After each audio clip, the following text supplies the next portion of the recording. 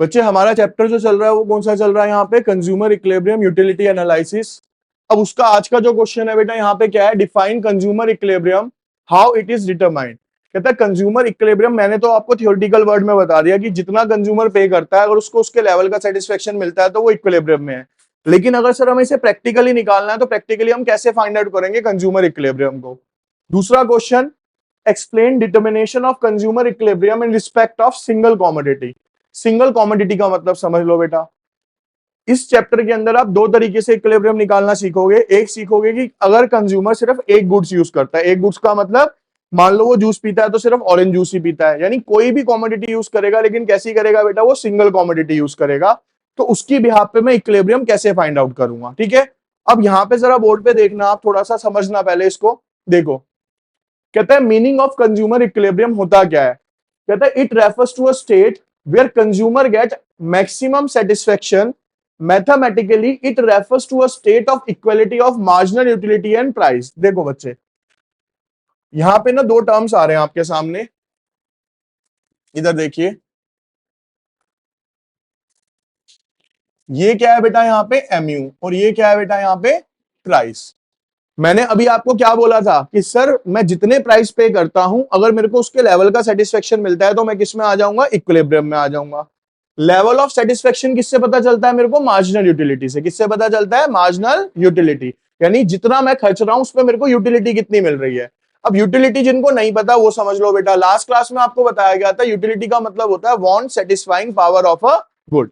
किसी भी चीज को आपकी सेटिस्फाई करने की जो पावर है ना वो क्या कहलाती है बेटा, यूटिलिटी कहलाती है। एग्जांपल समझना, आप लोग सारा दिन घर में एसी कूलर या बैठे हो, ठीक है ना, वहां की यूटिलिटी अलग है, आपको नॉर्मल लगता है। लेकिन अभी जो बच्चा 5 बजे बैच में आएगा, वो आएगा बाहर गर्मी में से, जैसे इस रूम में एंटर करेगा काइंड ऑफ शिमला फीलिंग होगी, है ना, तो उसको एसी की यूटिलिटी क्या मिलेगी, बहुत हाई मिलेगी इस टाइम पे। इसे बोलते हैं सेटिस्फेक्शन।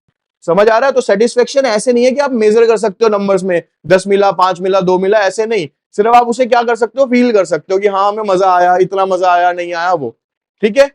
अब दूसरी चीज सुनो, कहते हैं there are two factors which affect consumer equilibrium. दो फैक्टर्स होते हैं बेटा, जिसमें सबसे पहला कौन सा होता है हमारा, मार्जिनल यूटिलिटी। कहता है it refers to a price a consumer is willing to pay, this price is based upon the marginal utility obtained from several units of a given goods, generally this price will go on decreasing as per law of diminishing marginal utility. बच्चे अगर मैं आपसे question पूछूं, आप बचपन से लेके अब तक खर्चा करते आ रहे हो, किसी भी चीज के लिए पैसे पे कर देते हैं हम मार्केट में, है ना। अगर आपसे ये पूछा जाए जो हम वो पैसे पे करते हैं किस बेस पे करते हैं किसी चीज के लिए, बताएगा कोई। और यहाँ पे क्या लिखा है बेटा, कहता है it refers to a price consumer is willing to go pay, this price is based upon the marginal utility. किसी भी चीज के लिए सर जब मैं प्राइस पे करता हूं, किसकी बेस पे करता हूं, उसकी मार्जिनल यूटिलिटी की बेस पे करता हूं। और obtained from several units of a given goods, generally this price will go on decreasing as per law of diminishing marginal utility। Normal level पे ये प्राइस क्या होता है बेटा, हमेशा कम ही होता चला जाएगा। एग्जांपल सुनना, मैं आपको ना एक बेसिक रियल स्टोरी सुनाता हूं अपनी, ठीक है, फिर आपको इसमें आंसर मिल जाएगा इसका। बेटा लगभग ये है 2013-14 के अराउंड की बात। हमें ना एक इंटरव्यू के लिए मिला ग्रेटर नोएडा परी चौक के पास। उस टाइम पे फाइनेंशियल स्टेबिलिटी इतनी नहीं थी कि बहुत ज्यादा पैसा हुआ करता था, घर से ही पॉकेट मनी मिलती थी। तो घर वाले कैलकुलेट कैसे किया करते थे, अब भी आपके करते होंगे। अच्छा आपने बस से वहां जाना है तो 20 रुपए बस के, 10 रुपए रिक्शा के, ऐसे 30 रुपए जाने के लगेंगे, 30 रुपए आने के, 60 रुपए, 40 रुपए बाकी तुम्हारे खाने पीने के बहुत है। ऐसे लगा के 100 रुपए पकड़ाए दादी जी ने। चलो हम चले गए ग्रेटर नोएडा परी चौक। वो भाई दिल्ली का उस टाइम का दूसरा कोना होता था, आज भी है, लेकिन आज क्या हो गया, हाईवे वगैरह इतने बन गए, बड़ी इजीली पहुंच जाता है बंदा। अब बेटा कहानी सुनना आगे की। उस टाइम पे ना एक कंपनी होती थी रेनबैक्सी करके, ठीक है, उसके अंदर इंटरव्यू था हमारा। हम सुबह पहुंचे जैसे तैसे करके, लेकिन हुआ कुछ कंडीशन अलग, क्योंकि हमें रास्ते नहीं पता थे। तो जाते जाते ही क्या हो गए, घर वालों के अकॉर्डिंग नहीं लगने थे 30 रुपए, हमारे जाते जाते लग गए बेटा 50 रुपए। 50 भी नहीं, 60 रुपए तो जाने में ही लग गए, यानी बजट हिल चुका था कंपनी पहुंचने तक ही, क्योंकि वापसी भी आना था अभी। अब वहां पे गए बेटा, 3 राउंड्स थे हमारे, ठीक है, एक एक राउंड में 2-2 घंटे का गैप चल रहा है। सुबह 10 बजे पहुंच के शाम के 5-6 बज चुके हैं। खाने की हिम्मत क्यों नहीं हो रही। पहले ना नोएडा ऐसा नहीं हुआ करता था, नोएडा पहले जंगल हुआ करता था बिल्कुल, उसके बीच में 1-2 इमारत खड़ी होती थी कंपनी की, वो ये कंपनी थी, आसपास कुछ भी नहीं दूर दूर तक। अब खाने के लिए जाए तो वहां पे कैफे बना हुआ है, कैफे के अंदर भाई नॉर्मल पेटीज 50 रुपए, जेब में टोटल 40 रुपए, पानी की बोतल भी नहीं ले सकते क्योंकि वो कॉस्टली होती है यहाँ पे। अब भाई कंडीशन समझना, इससे हमको आंसर मिल जाएगा इसका पूरा। सारा दिन निकल गया, ठीक है, अब 40 रुपए जेब में है। अब सिंपल कंडीशन सिर्फ दिमाग में ना, वहां 6:30 बज चुके थे शाम के।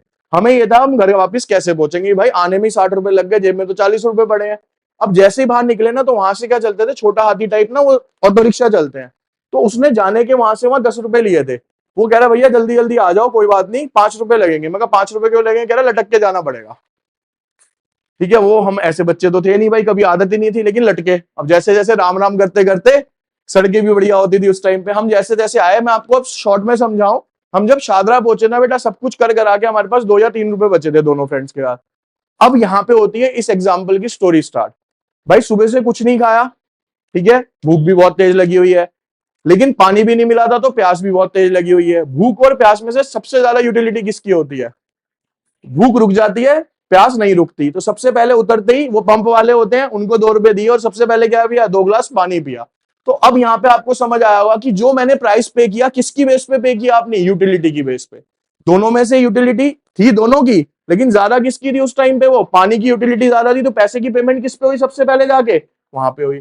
तो इसे बोलते हैं मार्जिनल यूटिलिटी। अब सबको समझ आ गया होगा अच्छे से। तो ऐसे बेटा पेमेंट करी जाती है किसी भी चीज के लिए। तो यहाँ पे वही चीज लिखा है, लेकिन अब आप सोचो, वो 2 रुपए या उस पानी के ग्लास की इंपॉर्टेंस तभी तक तो थी जब तक नहीं मिला, समझना। अब मान लो मेरे को वो 2-4 रुपए में पानी मिल गया। अब कोई भाई मिल गया वहां से, मैंने कहा भाई पैसे उसने 20 रुपए दे दिए, तो क्या अब मैं पानी पीऊंगा या खाऊंगा? अब मैं खाऊंगा ना, क्योंकि पानी की यूटिलिटी क्या हो गई थी सर, वहां पे कम हो गई थी। अब मैं सस्ते में भी पानी नहीं खरीदने वाला, क्योंकि मेरे को मिल चुका है वो। समझ आ रही है जो चीज समझा रहा हूं? तो यही पूरा कॉन्सेप्ट है बेटा कंज्यूमर इक्विलिब्रियम का, अगर ध्यान से समझोगे तो। अब यहाँ पे एक हो गया मार्जिनल यूटिलिटी, दूसरा क्या होता है बेटा हमारी एक्चुअल यूटिलिटी। एक्चुअल यूटिलिटी का मतलब क्या है? The price which a customer actually pay to buy a unit of a given production called actual price. Generally this price is based upon. आप इतना कुछ ना समझ के ना, ये वाला पूरा टेबल समझना अभी ध्यान से बेटा। यहाँ पे देखिए बस अब 2 मिनट के लिए देखिए बेटा, ये जो पूरा कॉन्सेप्ट है ना, आपको इस टेबल से अच्छे से क्लियर करा रहा हूं, ध्यान से देखना बच्चे।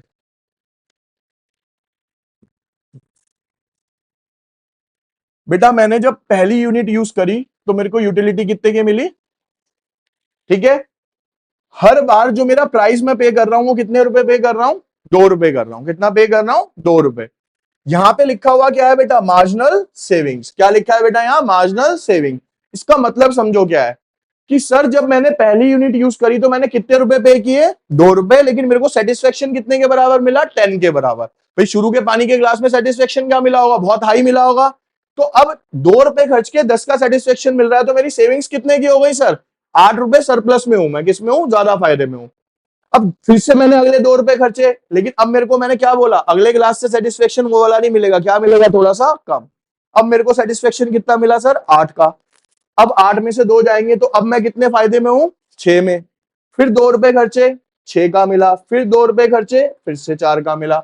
लेकिन यहां तक की जो कंडीशन है ना बेटा, ये वाली जो कंडीशन है, इस कंडीशन को बोला जाता है बेटा क्या? सरप्लस बोला जाता है। क्या बोलते हैं बेटा हम इसको? सरप्लस। क्योंकि मैं जितना पैसा पे कर रहा हूं उससे ज्यादा का क्या ले रहा हूं बेटा? मैं यहाँ पे सेटिस्फेक्शन ले रहा हूं। यहां तक समझ आ गई?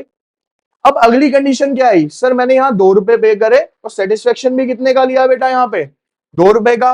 तो इस स्टेज को बोला जाता है कंज्यूमर इक्विलिब्रियम। क्या बोलते हैं हम इसको? कंज्यूमर, यानी जितना मैं पे कर रहा हूं उतने का मैं सेटिस्फेक्शन ले रहा हूं, और यहाँ पे सेविंग्स क्या हो जाएंगी मेरी? 0। तो ये कौन सी कंडीशन आई सर? इक्विलिब्रियम की। अब उसके बाद क्या बचेगा सर? जितना मैं पे कर रहा हूं सेटिस्फेक्शन क्या मिल रहा है बेटा मेरा? उससे कम। फिर पे करा तो नेगेटिव में चला गया, और पे करा तो और नेगेटिव में चला गया। ये वाली जो कंडीशन है बेटा, ये कंडीशन क्या कहलाएगी मेरी? यहाँ पे डेफिसिट कहलाएगी। क्या कहलाएगी? डेफिसिट। तो सर कंज्यूमर इक्विलिब्रियम के कॉन्सेप्ट में 3 कंडीशंस होती हैं। जितना पैसा मैं पे करता हूं उससे ज्यादा का सेटिस्फेक्शन मिले तो सरप्लस। जितना पैसा मैं पे कर रहा हूं उसके लेवल का सेटिस्फेक्शन मिले तो क्या होगा? इक्विलिब्रियम। जितना पैसा मैं पे कर रहा हूं उससे कम का सेटिस्फेक्शन मिले तो क्या होगा? डेफिसिट होगा। यहां तक क्लियर? चलिए समझा रहा हूं ना, वही चीज यहां पे लिखी है, देखो क्या कहता है? As per the above consumer equilibrium will take place when consumer consume 5 units of a good. In other words, while reaching to the stage of 5 units, consumer satisfaction get maximized. यहां तक पहुंचने तक उसका जो सेटिस्फेक्शन है वो क्या हो जाएगा सर, मैक्सिमाइज्ड हो जाएगा ऑटोमेटिकली। देखो ये पॉइंट भी अच्छा आया सर। यहाँ पे यूटिलिटी क्या होती चली जा रही है बेटा, कम होती चली जा रही है ना। कम क्यों होती चली जा रही है, क्योंकि आपका सेटिस्फेक्शन क्या होता जा रहा है, बढ़ता चला जा रहा है। तो एक स्टेज पे आगे वो क्या हो जाएगा, मैक्सिमम बस वाली स्टेज आ जाएगी सर, बस इससे ज्यादा नहीं। तो ये आपका कौन सा पॉइंट हो जाता है, इक्विलिब्रियम का पॉइंट हो जाता है। अब यहाँ पे देखो और एक चीज बोली है, यहाँ पे अगर बच्चे मैं इसका डायग्राम बनाऊं ना, तो देखो जरा ध्यान से।